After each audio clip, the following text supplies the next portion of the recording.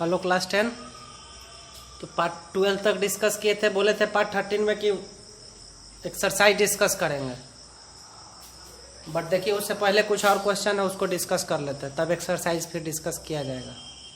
तो देखिए सामने क्वेश्चन लिखा हुआ, इस तरह का क्वेश्चन हालांकि बहुत पहले आता था, हालांकि अब तो सीबीएसई में इस तरह का क्वेश्चन आता नहीं है, लेकिन बहुत पहले इस तरह का क्वेश्चन आता था। समझ लीजिए क्या कह रहा है, फॉर व्हाट वैल्यू ऑफ के किस वैल्यू के लिए, या फोर देगा या कह देगा कि फाइंड द वैल्यू ऑफ के for which the following equation है इनफाइनाइटली मेनी सॉल्यूशन।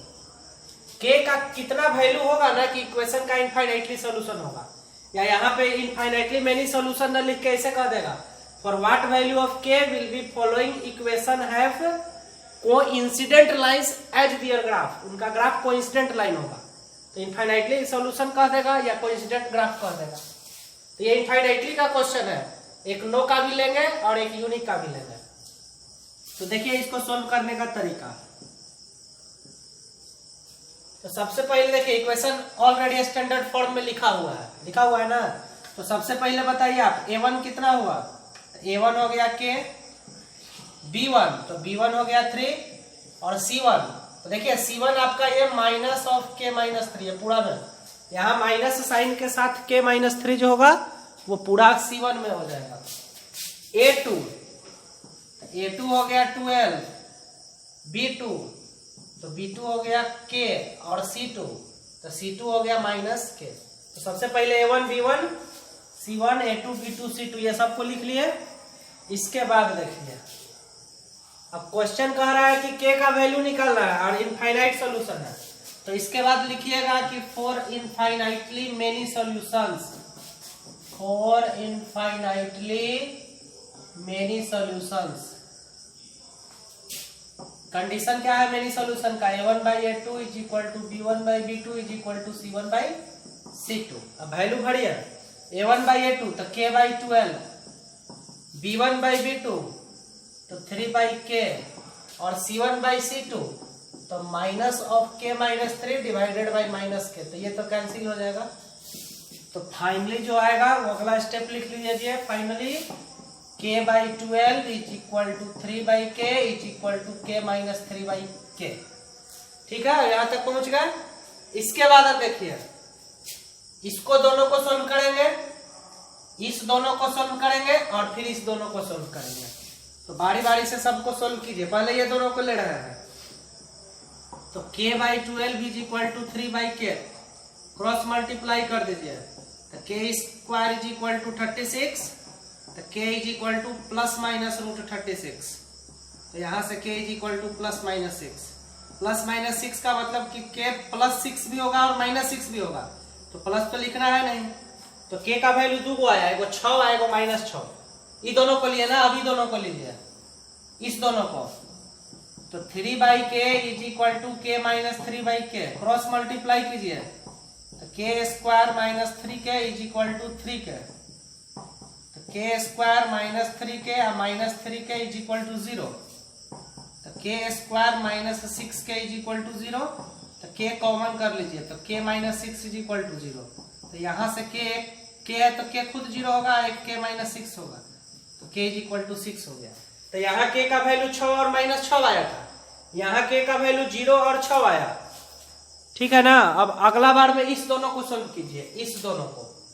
तो k by 12 is equal to k minus 3 by k cross multiply कीजिए, तो k square is equal to 12k minus 36, सबको इधर ले आइए, तो k square minus 12k plus 36 is equal to 0। इसका मिड स्प्लिट कर लीजिएगा, देखिए ये k माइनस 6 का होल स्क्वायर दिख गया हमको, इसको मिड स्प्लिट करिएगा ना तो ये भी होगा k माइनस 6 तो रूट 0 0। अब यहाँ प्लस माइनस लिखिएगा तो 0 होगा, तो फाइनली k 6 आया। अब देखिए तो एक बार इसको सोल्व किया, एक बार इसको सोल्व किया, एक बार इसको सोल्व किया, बारी बारी से आपको सबको सोल्व कर ले रहा है। अब देखिए इसके बाद तीनों सोल्व कर दिए, अब यहाँ लिखिएगा कॉमन सॉल्यूशन। तो कॉमन सॉल्यूशन कौन है जो तीनों में मिल रहा है, तो देखिए 6 इसमें भी है, 6 इसमें भी है, 6 इसमें भी है, माइनस 6 इसमें है बट इसमें नहीं है, इसमें 0 है बट इसमें नहीं, तो कौन सॉल्यूशन है जो तीनों में मिला, तो कॉमन सॉल्यूशन हो गया 6। सो आंसर यही हो जाएगा k बराबर 6। समझ गए बात को ना। तो इसको सोल्व करने का ये तरीका है, बेसिक ये तरीका है। बट अब एक चीज समझिए, इसको हम लोग 3 बार नहीं सोल्व करते हैं, 2 ही बार सोल्व करेंगे। कितना बार सोल्व करेंगे? 2 बार। या तो इस दोनों को रखिए, या तो इस दोनों को रखिए, या तो इस दोनों को रखिए। तीनों को नहीं करना है, किसी 2 को करिए। हालांकि तीनों को करेंगे तो सबसे बढ़िया है, कोई 2 को करिए। जैसे समझिए बात को, अगर 2 को किए, इस दोनों में मान लीजिए कॉमन नहीं मिला, तो इसमें इसमें मिला, इसमें नहीं मिला। कहने का मतलब कि अगर कॉमन मिलना होगा तो 2 में भी न मिलेगा। मान लीजिए 2 को सोल्व किए और उसमें कुछ नहीं मिला, और तीसरा भी किया, तो इसमें वाला मान लीजिए मिला होगा या इसमें मिला होगा, ये दोनों में नहीं मिला, तो जो कॉमन मिलना होगा वो तो आपको 2 में भी मिल जाएगा। बात समझ रहे हैं ना। अगर कॉमन कुछ भी होगा तो 2 में ही मिल जाएगा, तीनों को सोल्व करने की ना जरूरत है। अब मान लीजिए 2 को सोल्व किया, कॉमन नहीं मिला, और तीसरा सोल्व किया, तो जब 2 में कॉमन नहीं था तो फिर तीनों में कहां से कॉमन होगा? या तो फिर इसमें होगा और नहीं तो फिर इसमें होगा। समझिए बात को, ये दोनों में कुछ नहीं मिला और इसको भी किया, हो सकता है ये दोनों में मिले बट इसमें ना मिला, या हो सकता है इसमें मिले इसमें नहीं मिला। तो अगर 2 में कॉमन नहीं है तो फिर तीनों में कहां से कॉमन होगा? तो ये तीनों ना सोल्व करने के लिए कोई 2 को सोल्व करना है, 2 को ही सोल्व करेंगे तो कॉमन मिल जाएगा। तो 3 स्टेप्स नहीं करना है, कोई 2 स्टेप ही कीजिए, और जो दोनों में मिले उसको लिख दीजिए। उम्मीद करते हैं समझ गए होंगे। ये इनफाइनाइटली मेनी सॉल्यूशन का हुआ फॉर व्हाट वैल्यू ऑफ के। और भी क्वेश्चन देखिए, मान लीजिए दूसरा क्वेश्चन इस तरफ से लिखा हुआ, फॉर व्हाट वैल्यू ऑफ के, इस तरह से लिखा हुआ है।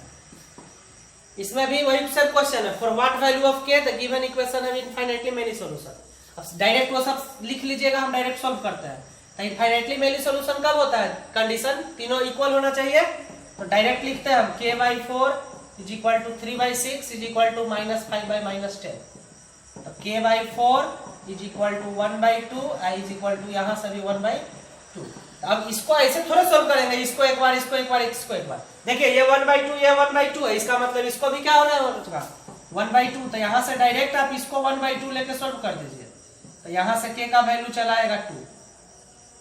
तो ये 2 बार या 3 बार कब सोल्व कर रहा है? जब तीनों में k रहेगा तब। यहाँ 1/2 है, ये भी 1/2 है, इट मीन्स इसको भी 1/2 होना होगा। तो इसको 1/2 के साथ लेके सोल्व कर दीजिए। तो जब तीनों जगह k रहेगा ना, उसका तरीका है कि बारी बारी से पेयर बना के सोल्व कीजिए। 3 बार सोल्व करेंगे तो अति उत्तम है, नहीं तो कोई 2 बार सोल्व कीजिए और वहां से कॉमन सोल्यूशन निकालिए। तो क्वेश्चन इस तरह से भी रहेगा। तो 2 को कांस्टेंट आ गया, इसका मतलब इसको खाली इक्वेट कर दीजिए। और जब तीनों में k रहेगा तब तो आप बारी बारी से 2 को लेकर सोल्व करना होगा, जो कि पिछला क्वेश्चन में डिस्कस किए।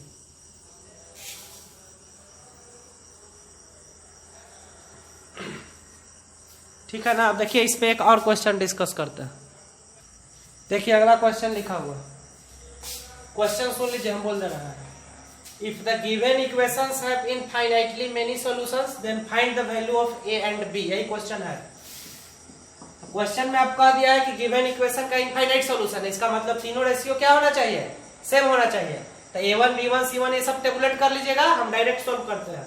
देखिए इसको इधर लाना होगा स्टैंडर्ड फॉर्म में। तो डायरेक्ट हम कंडीशन लिख के सोल्व करते हैं। a1/a2 is equal to b1/b2 is equal to c1/c2। Value बढ़िए, तो 2/a+b, b1 3/a+b, c1। तो देखिए 7 उधर जाएगा तो -7, और c2 तो ये समूचा इधर आएगा ना, तो इसको ऐसे लिख दीजिए माइनस देकर, तो ये माइनस फाइनली कट जाएगा। तो इनफाइनाइट सॉल्यूशन का कंडीशन है कि तीनों रेशियो सेम होना चाहिए। तो इसको हम लोग इक्वेट कर लिए 3a + b - 2। ठीक है, यहां तक समझ गए। इसके बाद देखिए, इसके बाद ये दोनों को लीजिए, ये दोनों को लीजिए, ये दोनों को लीजिए। 3 पेयर है ना, तो कोई 2 पेयर को लीजिए। तो सबसे पहले हम ले रहे हैं इसको, सबसे पहले इन दोनों को हम ले रहे हैं। जिसको भी आपको लेना है लेके सॉल्व कीजिएगा। a + b,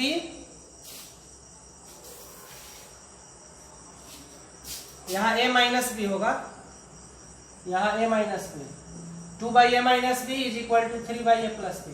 तो सबसे पहले इसको सॉल्व कीजिए, cross multiply. 3a - 3b is equal to 2a + 2b। इधर लाइए, स्टेप बढ़ा के लाइएगा, डायरेक्ट कर देते हैं। 5a माइनस बी बराबर 0, इक्वेशन फर्स्ट। एक इक्वेशन तैयार हो गया हम लोग का ना, इसको लिए। अब इसको लीजिए या इसको लीजिए, जिसका आपका मर्जी है। तो अब ये दोनों को लेते हैं, इस दोनों से फिर एक इक्वेशन बनेगा 3/a plus b is equal to 7/3a plus b minus 2।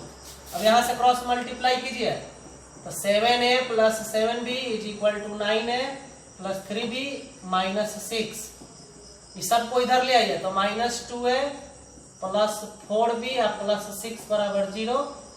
देखिए माइनस 2 कॉमन हो रहा है, तो कॉमन कर लीजिए, इज इक्वल टू 0। माइनस 2 चला जाएगा 0 के नीचे, तो 0 के नीचे जाएगा तो 0 ही ना होगा। तो फाइनली a माइनस 2 बराबर 3, ये इक्वेशन 2 हो गया।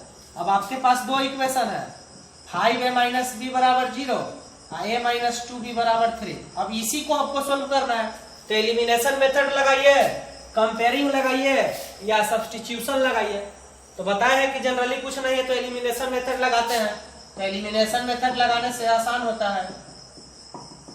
तो फाइनली यही आपका इक्वेशन है, अब इसी को करना है सोल्व। तो देखिए ए हमको सेम दिख गया, घटा देंगे तो कट जाएगा, और नहीं तो b का 5 है 2 है, तो इसको 2 से गुना करिए, इसको 5 से गुना करिए, कट कर लीजिए। तो डायरेक्ट हम लोग घटाते हैं, तो घटाइएगा इसको, तो a कट जाएगा, तो माइनस 3b बराबर माइनस 3। तो b का वैल्यू आ गया 1। अब पुट b बराबर 1 इन इक्वेशन 1 और इक्वेशन 2, या तो 1 में या तो 2 में भर दीजिए, तो निकल जाएगा। तो इनफाइनाइटली सॉल्यूशन पे इस तरह का क्वेश्चन रहेगा। k का वैल्यू पूछ देगा, फॉरवर्ड वैल्यू ऑफ p बोल देगा, फॉरवर्ड वैल्यू ऑफ m बोल देगा, k p m लिख देगा, कुछ भी लिख देगा। और एक इस तरह का क्वेश्चन बोलेगा जिसमें a और b दे देगा, बोलेगा कि इनफाइनाइट सॉल्यूशन है, आप a या b निकालिए। तो कैलकुलेशन देख लीजिएगा, तरीका यही है। इनफाइनाइट सॉल्यूशन कब होता है? जब तीनों रेशियो सेम होता है। तीनों रेशियो सेम करिए, कोई दो पेयर को सोल्व करना है, तीनों पेयर को सोल्व करना का नहीं जरूरत है। और ए और बी वाला में क्या होगा कि दो को इक्वेशन बन जाएगा, दो बार आप लीजिएगा तो, और उसके बाद इक्वेशन को फिर सोल्व कर देना है। तो ये आज के क्लास में 3 क्वेश्चन डिस्कस किए, इस तीनों को बढ़िया से कर लीजिएगा। अगला वीडियो में नो सॉल्यूशन वाला डिस्कस करेंगे और यूनिक वाला डिस्कस करेंगे, इसी तरह का फॉर व्हाट वैल्यू ऑफ के। ठीक है ना? ठीक है, ओके।